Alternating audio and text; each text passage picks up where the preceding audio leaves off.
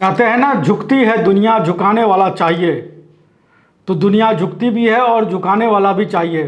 तो झारखंड की धरती में ही ऐसा ही देश का सबसे बड़ा उद्योगपति आके क्यों झुक गया, आज हम उसकी बात करेंगे कि देश के सबसे बड़े उद्योगपति गौतम अडानी आखिरकार झारखंड के मुख्यमंत्री हेमंत सोरेन से मिलने क्यों आए, इसके पीछे क्या वजह है। झारखंड में ना बीजेपी की सरकार है ना एनडीए की सरकार है, फिर भी गौतम अडानी जो देश के सबसे बड़े उद्योगपति हैं, दुनिया के बड़े उद्योगपतियों में शुमार उनका नाम है, वो आखिरकार झारखंड की धरती पे क्यों आए। झारखंड में भी गौतम अडानी के कई प्रोजेक्ट चल रहे हैं, गोड्डा में भी चल रहे हैं, बिजली की परियोजना चल रही है जिससे बांग्लादेश को बिजली की सप्लाई होती है। झारखंड अडानी के लिए, उद्योगपतियों के लिए बड़ी उर्वरक जमीन है। यहाँ पर टाटा, अगर आज की तारीख में टाटा देश के बड़े उद्योगपति हैं या टाटा बड़ा घराना है, आज से नहीं दशकों से टाटा जो है वो देश के लिए, देश का सबसे बड़े घराने में टाटा की गिनती होती है। तो उसके लिए भी झारखंड सबसे माकूल जगह है और एक तरीके से कहा जाए तो टाटा का सब कुछ झारखंड में ही है। तो झारखंड की धरती के महत्ता को गौतम अडानी ने भी समझा।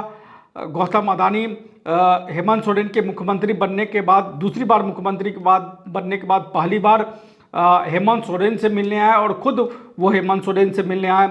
शुक्रवार को चार्टर विमान से वो रांची पहुंचे और रांची पहुंचने की को लेकर जैसे ही जानकारी मिली, वैसे ही एक तरीके कहे तो मीडिया में खलबली मच गई, लोगों में खलबली मच गई। आखिर गौतम अडानी, जिनको एक तरीके से नरेंद्र मोदी का, प्रधानमंत्री नरेंद्र मोदी का सबसे प्रिय उद्योगपति मिलने माना जाता है, वो झारखंड जैसे छोटे राज्य के मुख्यमंत्री से मिलने क्यों आया। तो इसको लेकर भी हम आपके सामने बातें रखेंगे कि आखिर गौतम अडानी हेमंत सोरेन के पास क्यों आए, देश का सबसे बड़ा उद्योगपति देश के एक छोटे राज्य के मुख्यमंत्री से मिलने क्यों आया, एक आदिवासी मुख्यमंत्री से क्यों मिलने आए जो कई महीनों तक जेल में भी रहा। दूसरी बार उसने सत्ता में वापसी की और बड़े धमाकेदार वापसी की, और कहा जाए तो आज की तारीख में देश में सबसे बड़े आदिवासी नेता के रूप में जिसकी पहचान है, उस आदिवासी नेता, आदिवासी मुख्यमंत्री से मिलने गौतम अडानी को क्यों आना पड़ा।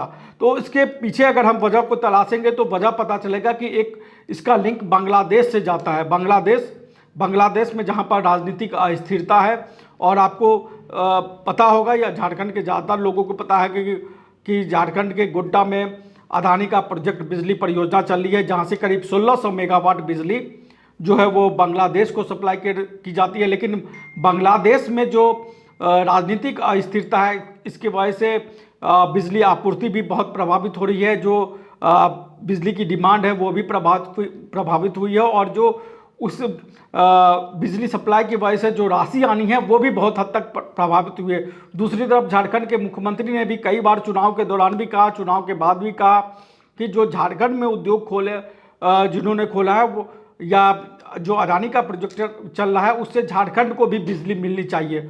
और हेमंत सोरेन बार बार इस बात को कह रहे थे कि झारखंड को बिजली मिलनी चाहिए, क्योंकि झारखंड की धरती से जो है वो बिजली की सप्लाई देश ही नहीं विदेश में हो रही है, बांग्लादेश में हो रही है, और झारखंड में बिजली का संकट है। जिस धरती से बिजली की इतनी ज़्यादा सप्लाई हो रही हो, उस धरती को ही बिजली की किल्लत अगर झेलनी पड़ी तो ये बहुत दुखद चीज़ है। तो हेमंत सोरेन, एक तरीके से कहा जाए तो हेमंत सोरेन की एक तरीके से जीत थी कि झारखंड को बिजली की सप्लाई हो। शुक्रवार को जो मुलाकात हुई गौतम अडानी और मुख्यमंत्री हेमंत सोरेन के बीच में, हालांकि इस मुलाकात के बीच में गौतम अडानी के साथ जो उस ग्रुप के एमडी हैं राजेश अडानी, वो भी मौजूद थे। झारखंड की मुख्य सचिव अलका तिवारी भी मौजूद थी, और जो है सीएम के अपर मुख्य सचिव हैं अविनाश कुमार, वो भी इस बैठक में मौजूद थे। इस बैठक में जो बातचीत हुई, जो जिस चीज़ पर चर्चा हुई, उसमें से एक बड़ी वजह जो कह सकते हैं या एक बड़ा मुद्दा था, वो गोड्डा में जो बिजली परियोजना चल रही है अडानी की, उसको लेकर चर्चा हुई। जो 1600 मेगावाट की बिजली का उत्पादन वहाँ पर है, उसमें से झारखंड अपने लिए 400 मेगावाट, यानी कि 1600 में से 400 मेगावाट जो है वो झारखंड अपने चाहता है। हालांकि अडानी ग्रुप की भी कुछ मजबूरियां हैं, क्योंकि वो जिस तरीके से बांग्लादेश में राजनीतिक अस्थिरता है, उस तरीके से खपत बांग्लादेश में नहीं हो पा रही है, एक तरीके का उस तरीके से राशि अदानी ग्रुप को वापस नहीं आ रहा है। तो अदानी ग्रुप के पास भी एक बार एक तरीके से मजबूरी थी कि उनको झारखंड में अपने बिजली की खपत करानी थी। और झारखंड चूँकि औद्योगिक नज़र से देखें तो बहुत ही महत्वपूर्ण राज्य माना जाता है औद्योगिक नज़र से, इसलिए गौतम अदानी को, देश के सबसे बड़े उद्योगपति को जो है वो झारखंड के मुख्यमंत्री के पास आना पड़ा। और झारखंड के मुख्यमंत्री के साथ करीब 2 घंटे तक उनकी बातचीत हुई। हेमंत सोरेन और गौतम अदानी के बीच करीब 2 घंटे तक बातचीत हुई और इस बातचीत में कई मुद्दों पर चर्चा हुई। झारखंड में अलग अलग जगह निवेश को लेकर भी चर्चा हुई, गोड्डा में जो बिजली परियोजना है उसको लेकर भी बातचीत हुई, जो बड़का गांव का इलाका है वहाँ पर जो गोंडुल पाड़ा है और उसको लेकर भी चर्चा हुई, क्योंकि गोंडुल पाड़ा में भी जो है कोल ब्लॉक की परियोजना है जहाँ पर 513.18 हेक्टेयर भूमि जो है वो चिन्हित की गई है, जिसमें से 200 हेक्टेयर की भूमि जो है वो एक तरह से कहा जाए तो वन भूमि है। और इसके क्षतिपूर्ति के लिए जो है, चूँकि वन वो भूमि है तो इसकी क्षतिपूर्ति के लिए अन्य जगहों पर वन भूमि अदानी ग्रुप को देना होगा तभी जाके ये कोल परियोजना चल सकती है।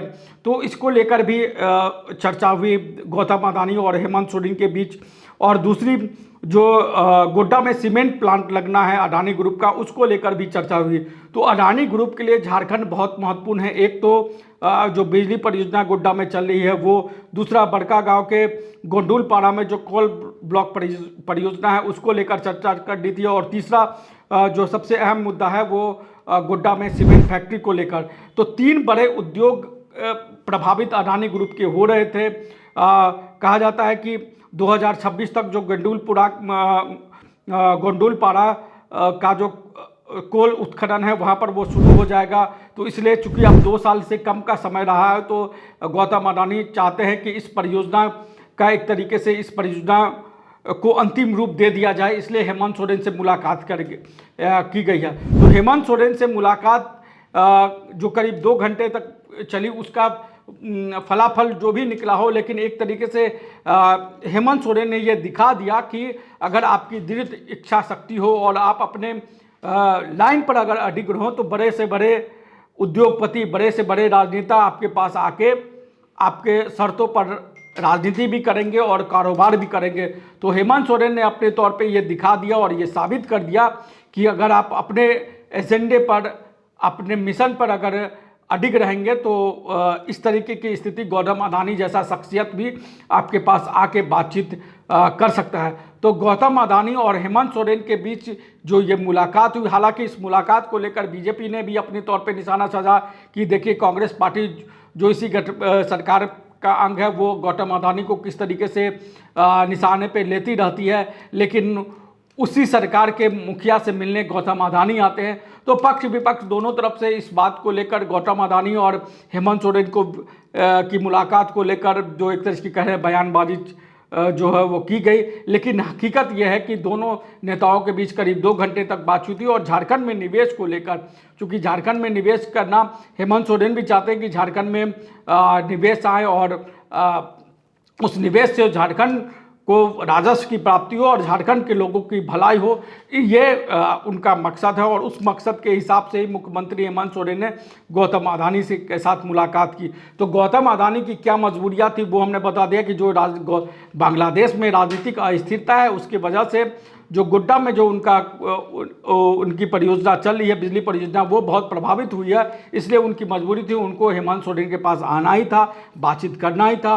और हेमंत सोरेन ने भी वो दिखा दिया कि अगर आप अपने मिशन पर अगर अडिग हैं तो बड़े से बड़ा उद्योगपति आके आपके पास, आपके दरवाजे पे खुद ही आएगा।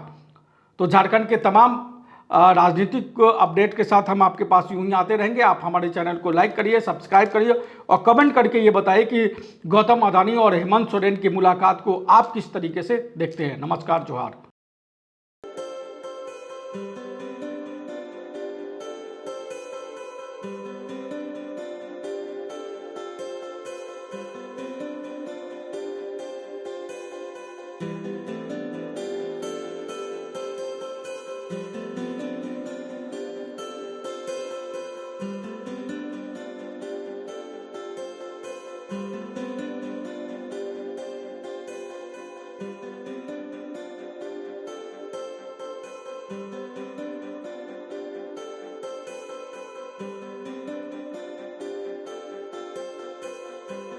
है।